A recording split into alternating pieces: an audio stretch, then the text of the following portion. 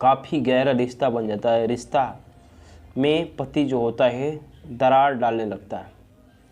लेकिन धीरे धीरे दोस्तों एक ऐसा दिन आता है कि जहां पूरे देश में छोटी दिवाली का माहौल, पूरे देश जो होता है छोटी दिवाली मना रहा था। उसी दिन जो पत्नी होती है अपने भांजे के साथ मिल कर के अपने पति का मौत का दिवाली मना रही थी।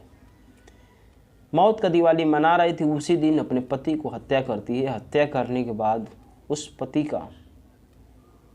पति को मिट्टी में जो होता है उसे खुदवा करके गड़वा देती है, ऊपर से नमक डाल देती है गलने के लिए। धीरे धीरे काफ़ी दिन वक्त गुजर जाते हैं। गुजरने के बाद इधर जो बेटा होते हैं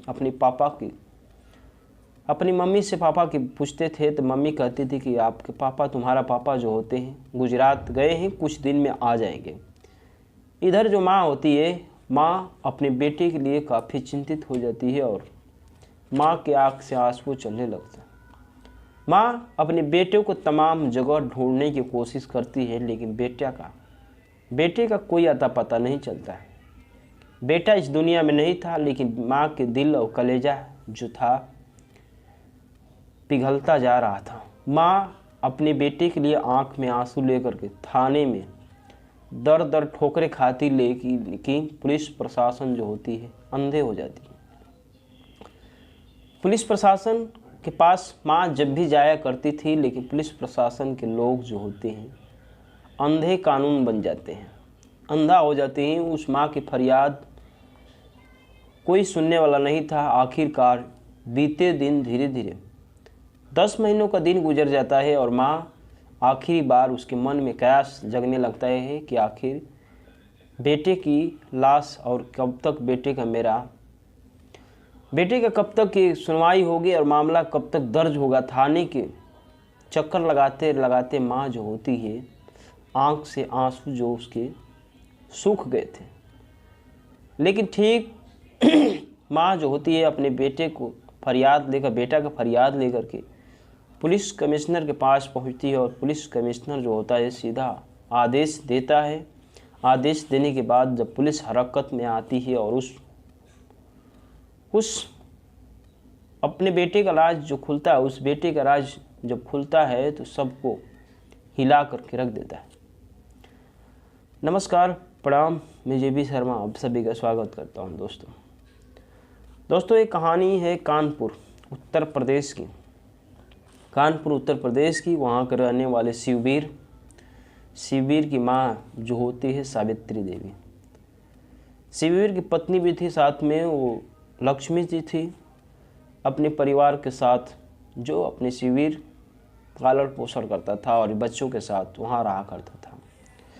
लेकिन दोस्तों 30 अक्टूबर 2024 को छोटी दिवाली मनाई जा रही थी। देश में पूरा जो था जगमग रोशनी जल रही थी।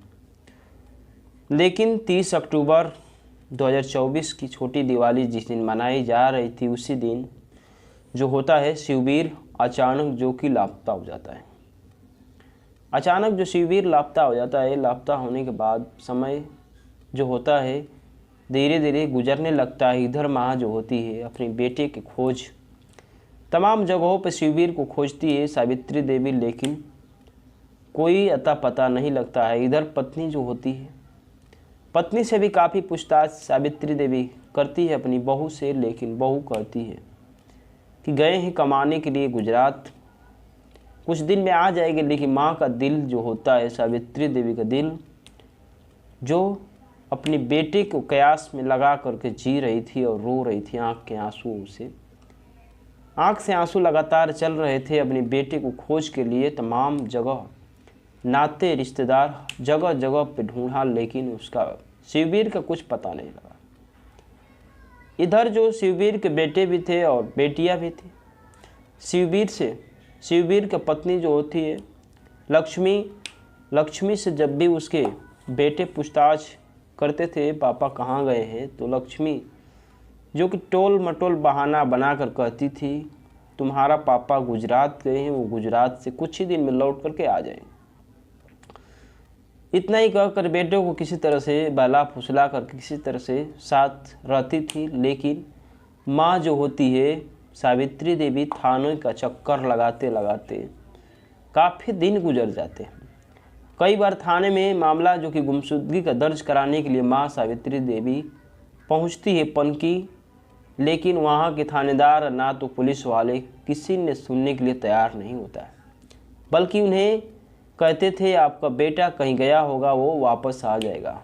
इस कयास में माँ थाने से गुजर करके आती थी और अपने बेटे के लिए काफ़ी आँख से आंसू बहाती थी, लेकिन उसका आंखों से आंसू पोंछने वाला कोई नहीं था।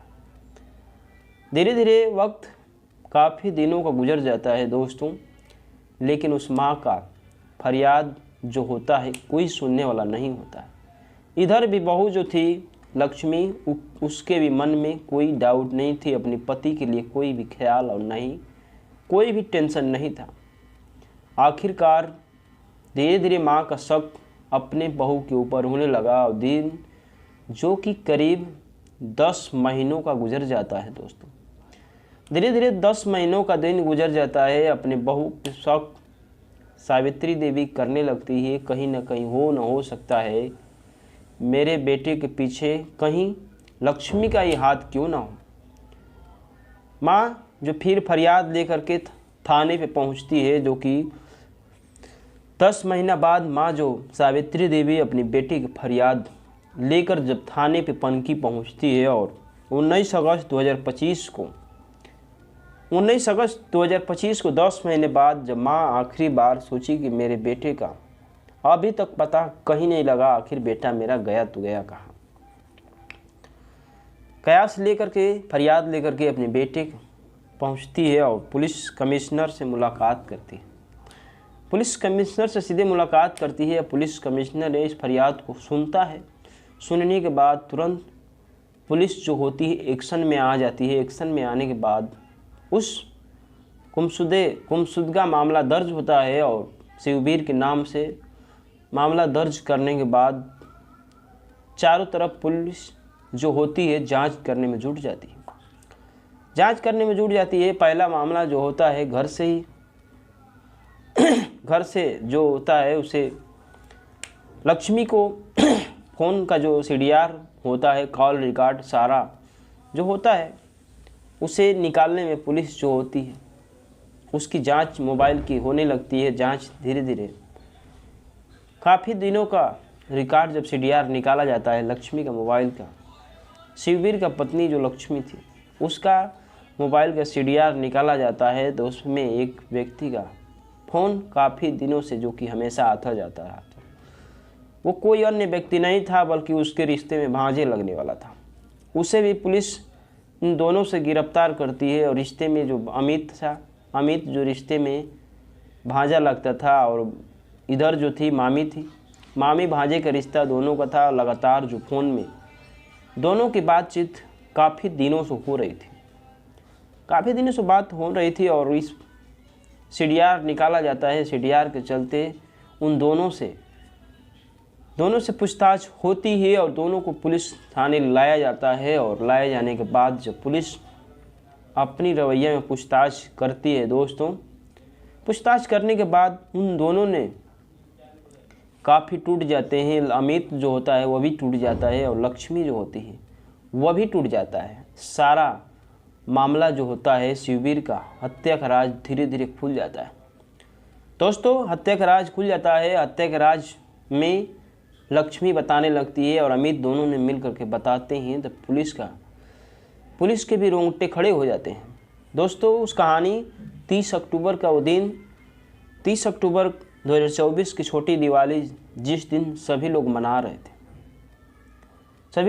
रहे थे। इधर जो होता है अमित अपनी मामी के प्रेम में जो कि काफ़ी अंधा हो चुका था। अमित और मामी का लक्ष्मी के बीच दोनों के प्रेम इतना संबंध गहरा हो गया था। उन दोनों के बीच शिवबीर जो एक अड़ंगा बन रहा था, रास्ते का कांटा बन रहा था। पत्नी ने साजिश रचती है और 30 अक्टूबर 2024 को दिन जो कि सभी लोग देश में दिवाली मना रहे थे, उस दिन अपनी पति का मौत का दिवाली मना रही थी। उस दिन अपने पति को नशीली दवा दे देती है चाय में मिला करके, और पति जो होता है शिववीर उस दिन जो होता है बेसुध हो जाता है। और रात काफ़ी ज़्यादा हो चुकी थी, अंधेरी रात काफ़ी ज़्यादा हो चुकी थी। दोनों ने मिल करके शिववीर को लोहे की राड से दोनों मार देते हैं। उसी दिन शिववीर की हत्या हो जाती है, यानी मौत हो जाती है। मौत होने के बाद शिववीर की अब बारी आती है कि लाश ठिकाने लगा के आखिरकार ठिकाना कहाँ लगाया जाए। अमित और लक्ष्मी ने मिल करके, घर के पीछे एक बगीचा था उसी रात दोनों मिल करके बगीचे में ले जाते हैं और बगीचे में कुछ नीचे तक गड्ढे खुदाई करते हैं। और गड्ढे खुदाई करने के बाद शिववीर की लाश जो होती है उस गड्ढे के अंदर दफना देते हैं। गड्ढे के अंदर लाश को डालने के बाद उस पर से नमक डाल देते हैं 10 से 12 kg। नमक डालने के बाद उसको पूरी तरह से मिट्टी से ढक देते हैं। ढकने के बाद ऐसा ना हो किसी ने जान ना पाए या न पहचान, पूरी तरह से वहाँ के जो होता है मिटा देते हैं, कोई किसी का शक ना हो।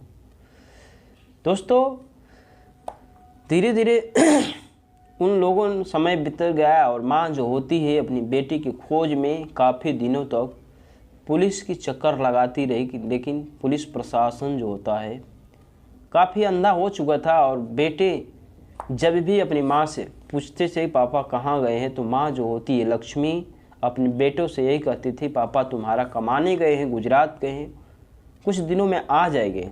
यही बहाना बना करके पत्नी जो होती है अपने भांजे के प्रेम में ऐशो आराम की ज़िंदगी बिताती थी। अपने भांजे के प्रेम में जो कि मामी काफ़ी अंधा हो चुकी थी और जो कि इस हत्या करने के बाद अपने पति को दोनों अब राज कर रहे थे। लेकिन पुलिस उस मौका यानी बरदात के जगह पे जब ले जाती है दोनों को मौका या बरदात पे जिस जगह पर शिववीर की लाश को गाड़ा गया था उसी जगह पुलिस लक्ष्मी को ले जाती है और उस मौका यानी बरदात के जगह पर खुदाई होता है।